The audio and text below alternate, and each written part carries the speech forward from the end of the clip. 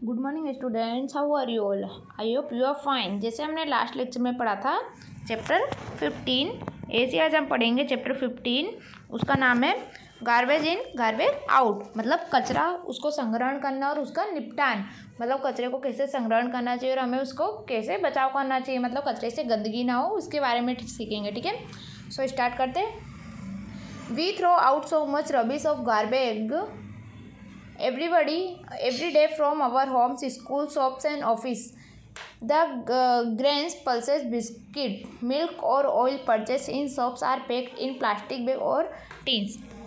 हम अपने घरों में, विद्यालय में, फिर स्कूलों में और जो कार्यालय होते हैं वहाँ से प्रतिदिन अत्यधिक मात्रा में क्या करते हैं, कूड़ा कचरा बाहर फेंकते हैं। जैसे एग्जाम्पल के लिए अनाज हुए, दाल हुए, बिस्किट, दूध, प्लास्टिक, तेल जिन्हें हम दुकानों से खरीदते हैं, उनकी थैलियाँ जो पैकेट्स होते हैं हम क्या करते हैं, बाहर फेंकते हैं। ठीक है, all this wrapping material go out as garbage. We sometime buy things that are rarely use and often throw into the garbage.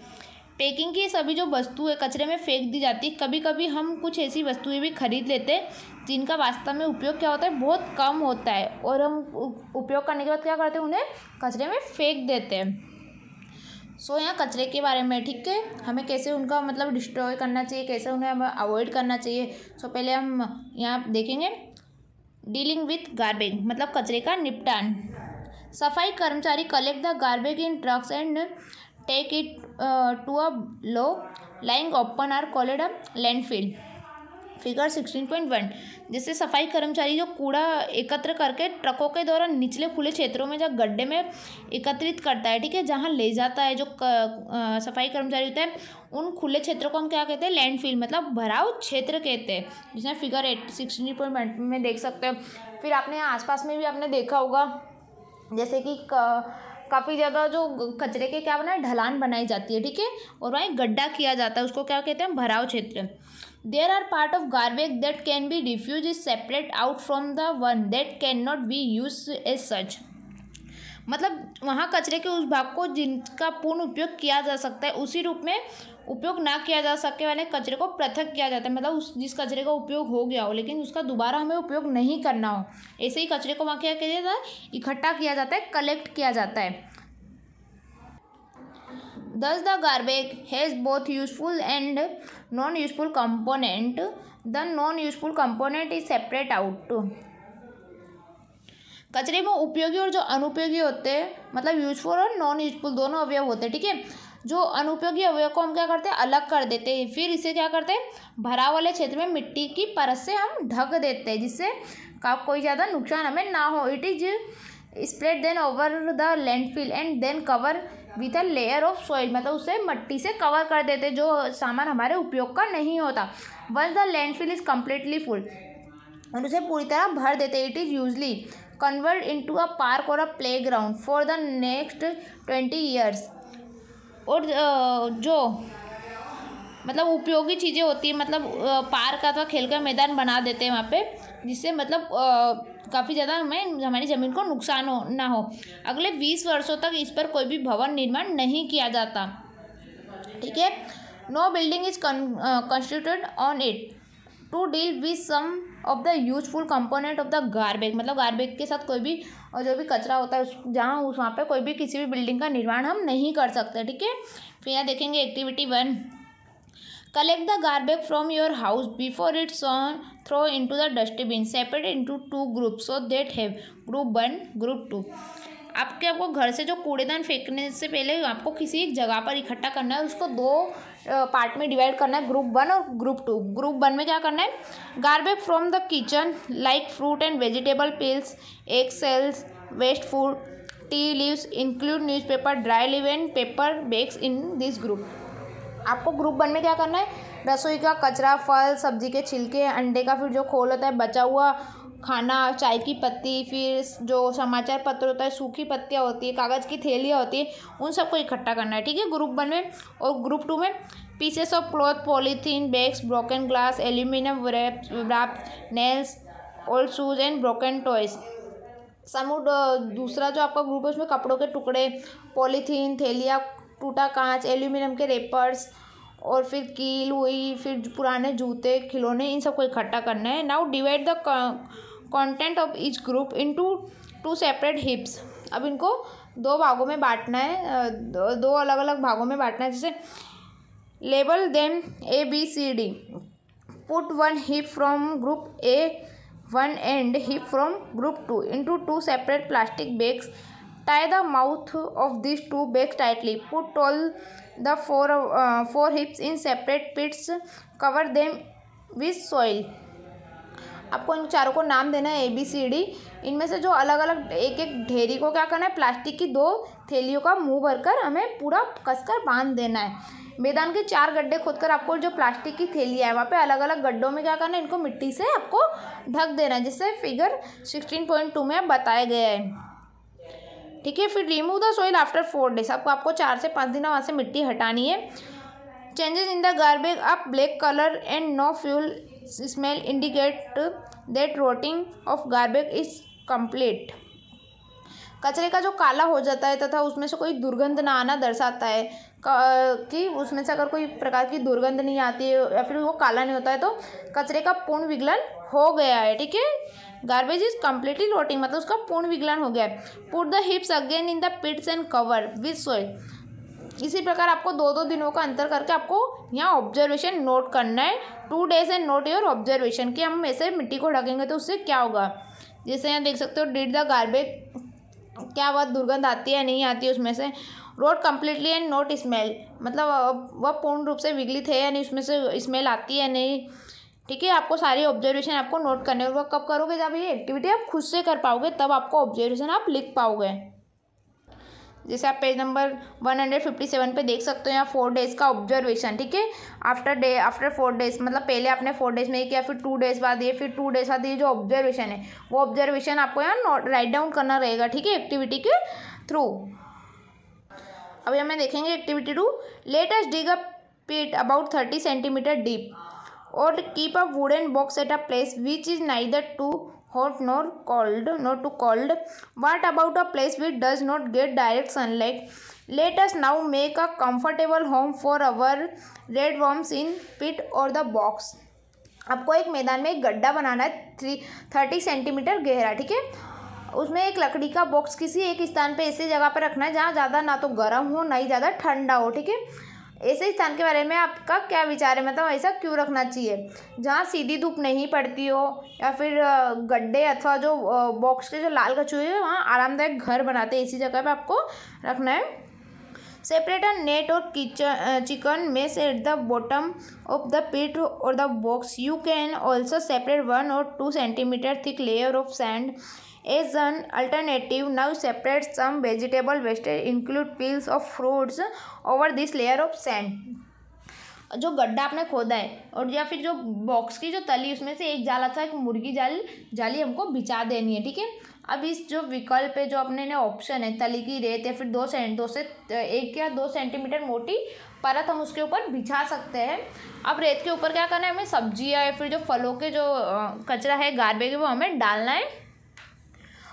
One can also use green leaves, pieces of dry stalks of plants, husk and pieces of newspaper or cardboard to separate over the layer of sand. However, shiny or plastic cut paper should not be used for this purpose. Dried animal dung could also be used as a separate over sand or wire mesh. मतलब जो हरी पत्तियाँ, पौधों की सूखी डंडियों के जो टुकड़े होते हैं उनका हमें क्या करना है, एकदम भूखा बना लेना था। समाचार की जो 1 इंच चौड़ी पट्टियाँ काटकर हमें क्या करना है, रेत के ऊपर जो जाली हमारे बिछाई है वो बिछा सकते हैं। ठीक है, अब अपनी नोटबुक के जो बेकार गत्ते को भी काट कर उसमें से पट्टियाँ बनानी है हमको 2-2 सेंटीमीटर की। लेकिन जो चमकीले प्लास्टिक वाले कागज़ है, जो प्लास्टिक वाले कागज़ है या कार्टून है, उनका उपयोग हमें नहीं करना, इसमें ये बातें याद रखना। फिर है now your pit is ready to welcome the redworm buy some red worm and put them in your pit. Cover them loosely with a gunny bag or an old sheet or cloth a layer of grass. मतलब कुछ जल की छिड़की आपको इस परत में नम बनाए रखनी दे। ये आपका गड्ढा लाल केचुओं का तैयार हो गया है। अब कुछ लाल केचुए खरीद कर आपको इनके बारीकी से वो गड्ढे में रखना है। अब इन्हें जो जूट की बोरी होती है अथवा चादर होती है उन्हें हल्के घास से ढक लेना है, ठीक है। आपको एक्टिविटी खुद से करनी रहेगी घर से।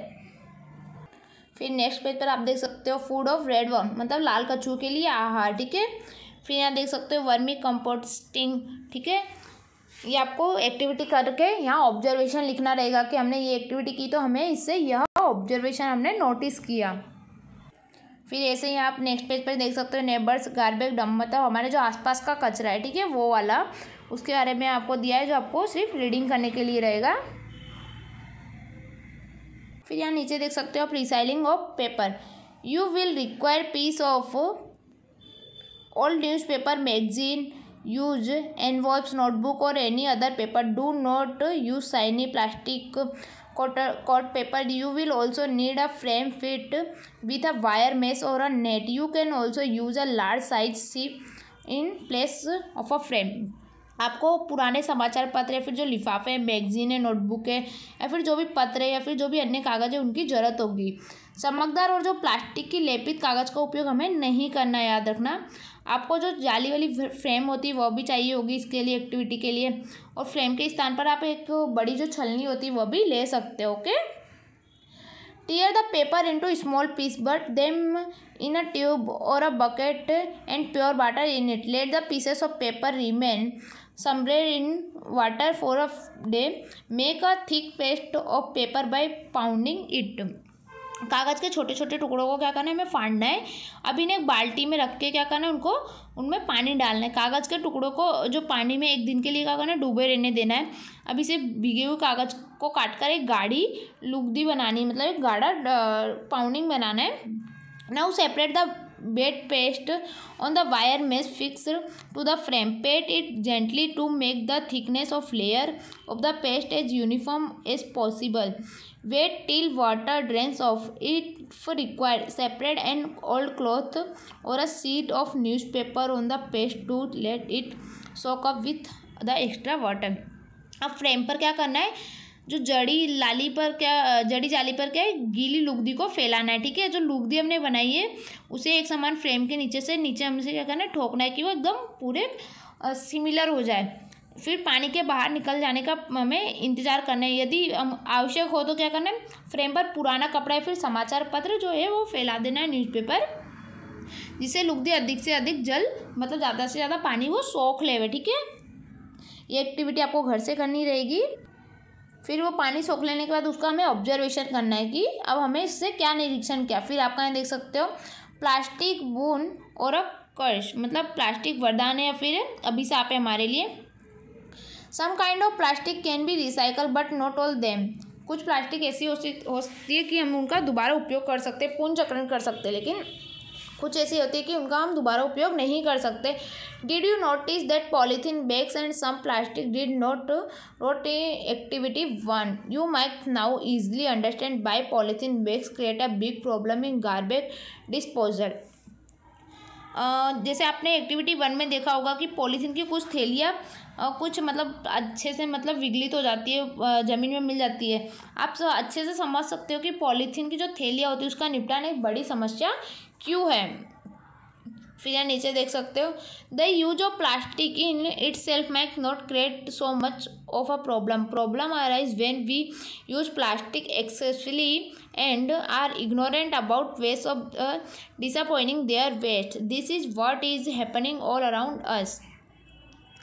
मतलब यहाँ आप देख सकते हो हम जो प्लास्टिक का उपयोग करते हैं वो हमारे लिए क्या एक प्रॉब्लम के रूप में है। समस्या जब उत्पन्न होती है तो हमें प्लास्टिक का अधिकारक उपयोग करते हैं तथा अपशिष्ट जो प्लास्टिक का निपटान से अनजान होकर हम क्या करते हैं उसकी उपेक्षा करते हैं। आज हमारे चारों ओर आप देख सकते हो कि प्लास्टिक का उपयोग ज़्यादा होता है, ठीक है, लेकिन हमें उसका उपयोग सोच समझ कर करना चाहिए। हमारा उत्तरदायी, हमारा कर्तव्य है। ओके फिर यहाँ आपकी हम नेक्स्ट पेज पे देखेंगे, ये आपके प्लास्टिक के बारे में है कि हमारे लिए अभिशाप या फिर वो वरदान है। नेक्स्ट पेज पे देखेंगे what can be do minimize over use plastic and deal with garbage. Plastic का उपयोग कम करने के लिए हमें क्या कर सकते हैं, ठीक है, हमें ये बताना है। जैसे we make a minimum use of plastic bags, we reuse the bags whenever it is possible to do without any adverse effect. हम प्लास्टिक की जो थैलियों का उपयोग कम से कम करें जहाँ भी संभव हो, कि नहीं दुष्प्रभावों के हम इन प्लास्टिक थैलियों का उपयोग दोबारा ना। फिर सेकेंड है आपका we instead shopkeepers are use paper bags, we carry a cloth or a jute bag when we go out for shopping. जब हम दुकानदारों से किसी थैले का उपयोग करने का मतलब विनती करते हैं तो हमें एक जूट का थैला उपयोग करना चाहिए। मतलब हम शॉपकीपर के पास कहीं जाते हैं, फिर शॉपिंग के लिए कहीं जाते हैं। ओके। फिर थर्ड है आपका we do not use plastic bag to store eatables. हमें खाने की चीज़ों के लिए मतलब किसी भी खाद्य पदार्थ के संग्रहण के लिए प्लास्टिक का उपयोग नहीं करना चाहिए। फिर नेक्स्ट है आपका we never one plastic bags and other plastic item. हमें कोई भी प्लास्टिक बैग को जलाना नहीं चाहिए, या फिर जो भी कोई भी प्लास्टिक के आइटम होते हैं उन्हें भी। फिर नेक्स्ट है we do not put garbage in plastic bag and throw it away. हम प्लास्टिक का उपयोग करके हमें प्लास्टिक की जो थैली है वो यहाँ वहाँ नहीं फेंकनी चाहिए। We use very costing at home and deal with our kitchen waste usefully. हम जो प्लास्टिक की थैलियों का उपयोग करते हैं, फिर जो भी प्लास्टिक की थैलियाँ हमें उन्हें यहाँ वहाँ बाहर नहीं फेंकना चाहिए, हमें डस्टबिन में उन्हें संग्रह करना चाहिए। वी रिसाइकल पेपर, जो हमारे रिसाइकल पेपर है हमें कागज़ को पुनर्चक्रित करना चाहिए। We use both sides of paper to write, we use a slate for rough work, we use blank sheet of paper left in our notebook for rough work. हमें कागज़ के दोनों ओर लिखना चाहिए। मतलब बहुत लोग ऐसा करते हैं कि कागज़ के एक साइड लिखते एक साइड नहीं लिखते। नहीं, हमेशा नहीं करना चाहिए। हमें रफ मतलब जो भी हमें लिखना है दोनों साइड लिखना चाहिए। और रफ वर्क करने के लिए हमें स्लेट का यूज़ करना चाहिए। और जो भी छूटे हुए कागज़ है हमें उनका पूर्ण चक्र निर्माण करना चाहिए। फिर 10 है आपका last, we make our family friends and others to follow proper practice for disappointing different kind of waste, think about some more ways to minimize overuse of plastic and discuss। हम अपने परिवार या फिर जो मित्र है, हमारे जो फ्रेंड है, ठीक है, उन्हें सबको इन सब के आचरण का पालन करने के लिए प्रेरित करना चाहिए। मतलब उन्हें मोटिवेशन करना चाहिए। प्लास्टिक का ज़रूरत से ज़्यादा उपयोग करना नहीं चाहिए, कि हमें ज़रूरत है हमें वही प्लास्टिक का उपयोग करना है। ज़्यादा उपयोग करने से हमारे भी लिए वो नुकसान है, हमारे एनवायरनमेंट के लिए। Okay, the most important point to know and think about is that more garbage we generate, more difficult it will be get rid of। मतलब प्लास्टिक का हमें सोच समझ के उपयोग करना चाहिए। फिर नेक्स्ट पेज पे आप देख सकते हो एक्सरसाइज दी गई है। ये एक्सरसाइज आपको खुद से करनी रहेगी, ठीक है। यहाँ कुछ क्वेश्चन आंसर्स है, फिर वर्किंग विथ लैंग्वेज है, वो भी आपको खुद से करना रहेगा। सो आई होप स्टूडेंट आपको चैप्टर समझ में आएगा। आपको इसकी घर से रीडिंग करनी है, प्रिपरेशन करनी है। So thank you everyone.